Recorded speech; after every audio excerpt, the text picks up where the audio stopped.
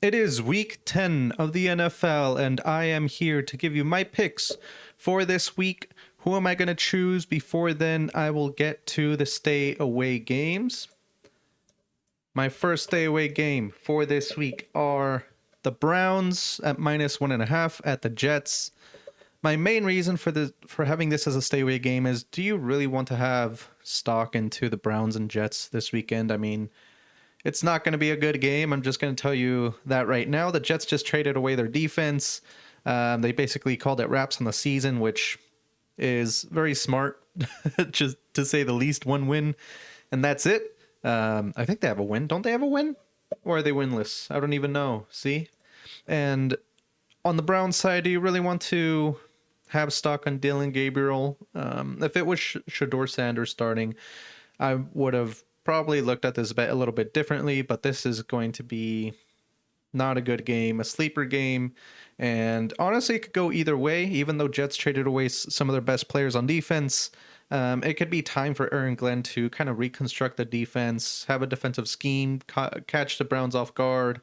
You never know.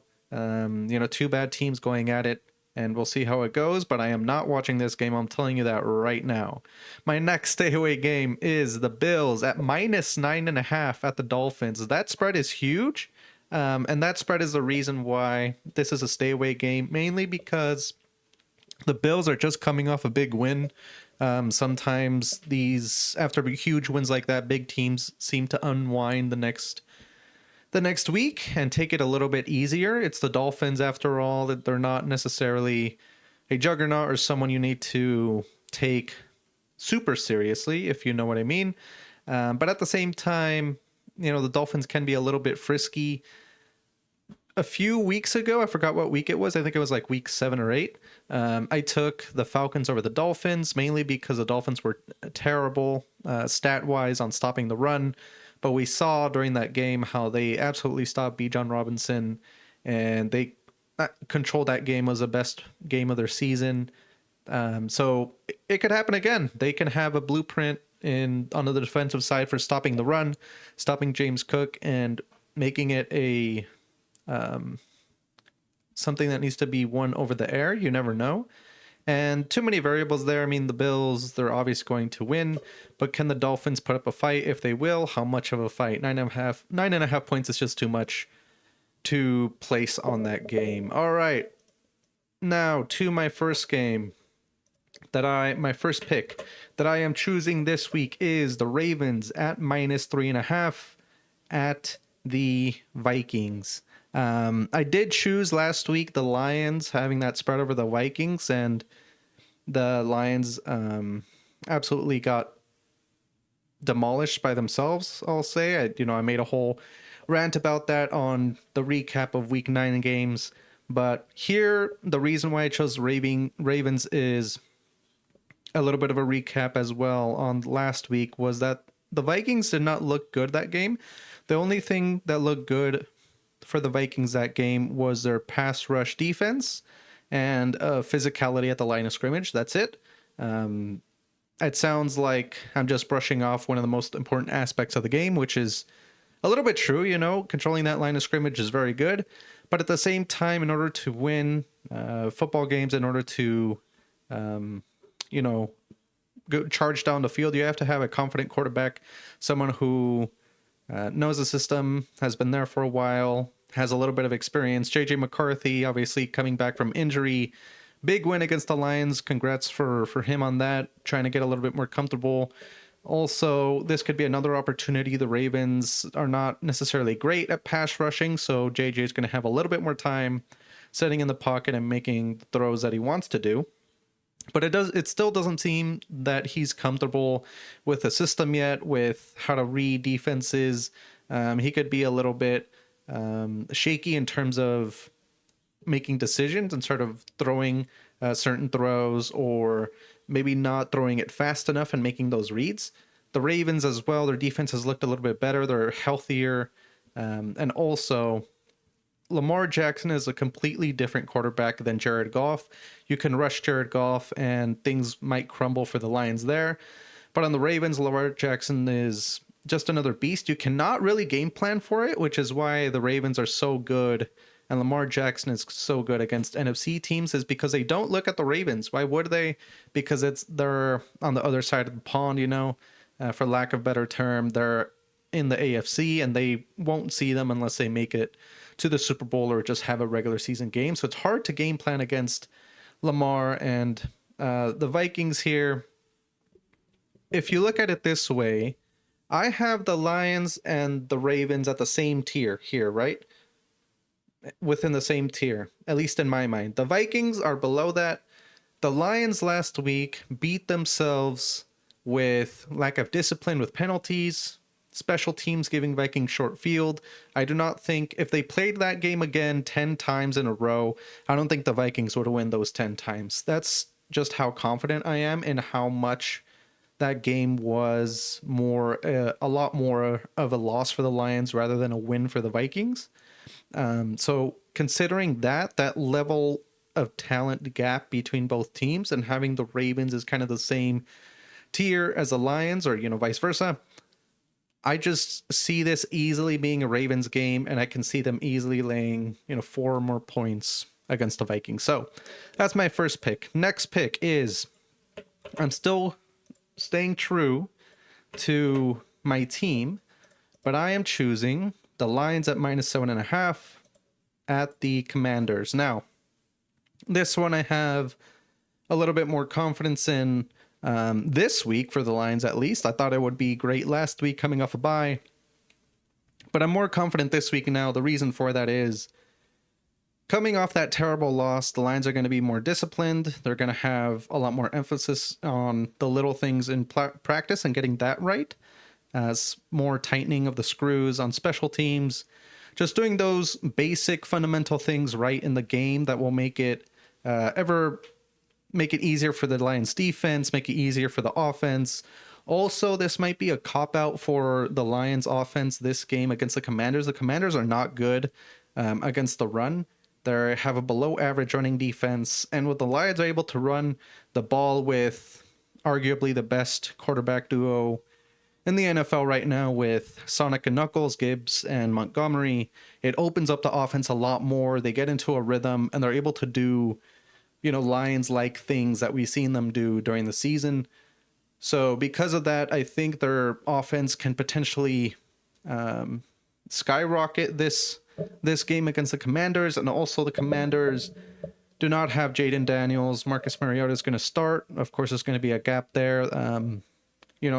Unfortunate for the Commanders losing Jaden Daniels. Hopefully it's not a serious injury. It seems like he's not going to have surgery on it, which is good. On that elbow, it seems like. But we'll see how the Commanders end up on the season. So in terms of this game and what I think the game plan will be for the Commanders is the Commanders are going to try to run the ball. They've actually been pretty good at running the ball this season, and they're going to try to control the time of possession and make it so the Lions hold the ball or have less possessions in the game than they would normally be used to. But at the end of the day, when points are on the board and you want to go for a win or just close that gap, the Commanders are going to have to throw and start throwing at one point or another. And the Lions have a pretty good pass rush on the defensive line. So because of that, Marcus Mariota, I think the Lions could have a 10-point game against the Commanders, and that's all we need. Again, a little bit of repeat of last week of, 10 points, that's all we need. Hopefully, this time, it ages well. All right, my last pick, my third pick this week for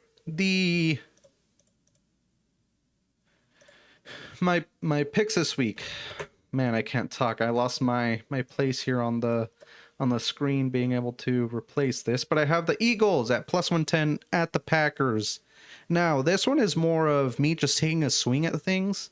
Hopefully, I end up on the right side of the coin on this one. This one is, I think, in my opinion, quite literally a coin flip. My reasoning for going for the Eagles is, number one, I didn't want to choose all favored teams in this week's picks. I try to at least blended a little bit. I chose favorites and the Ravens and the Lions. This one, the Eagles are underdogs, even though just slight underdogs. They're still underdogs. So this was one that I was eyeing a little bit. And also, teams usually, except the Lions, I'm still mad about that.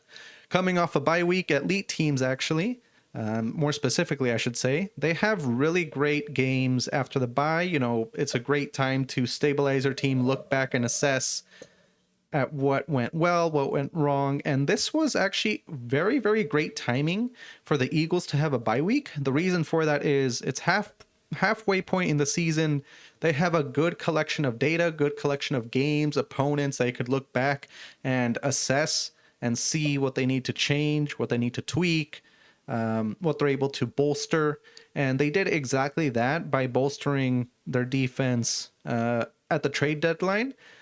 And also having the trade deadline end before this week was beneficial for the Eagles because it does calm down a little bit on the A.J. Brown stuff. And that simmers down a little bit, and they're just able to get more into the flow of the actual game and going out there and trying to win the game versus trying to make people happy. I know that's, you know, there's still some A.J. Brown stuff there, but it's going to simmer down a little bit because the trade deadline already passed. So now they just have to wait till the end of the season to do anything. By them, I just mean A.J. Brown specifically. If he wants to move off, that's an off-season or post-season, you know, after the season ends conversation now versus in-season stuff. And also on the Packers side, Jordan Love has been up and down. He has not been consistent. Will this week be a great game for Jordan Love or a bad game? Who knows? We'll have to tune into this game. I think this will be actually a great game. The game plan for the Packers, I think, will be the following. They need to stop the run, stop Saquon Barkley before he gets going. If you can do that, you can make the Eagles throw and make the Eagles have to throw on their off foot, for lack of a better term. Basically meaning take the Eagles off their game plan, make them throw a lot, and have to make some adjustments on the fly. The Eagles are not that great at rushing the quarterback, which is why they went and got those pieces at the trade deadline. I think they'll be able to do or showcase that a little bit here in this game. I think there will still be a little bit of time before those new players mesh with the system on Philadelphia. And also, it is at Lambeau Field, so the Packers will have a loud environment there against the Eagles. This is potentially the game for the number one seed in the NFC, so this is huge, huge stakes for this game, and that should be quite exciting here. So, I guess summary for this last pick is, on paper, the Packers should be able to win this. They don't have Tucker Kraft, of course, but I've heard that backup tight end is actually a lot better than people think. He's no Tucker Kraft, but he's still a very good tight end. We'll have to see. So the stats say that Packers should win. My heart says the Eagles might win. So with that, that concludes my picks for week 10. We'll see how my picks do this week. I'm 5-7 for the season. Can I get into the green after week 10? I hope I do, after some of the learnings I've gone through this season. So let me know what you think about those picks. If you have different ones, or if you're taking any of the stay away games. Thank you, and I'll see you next time.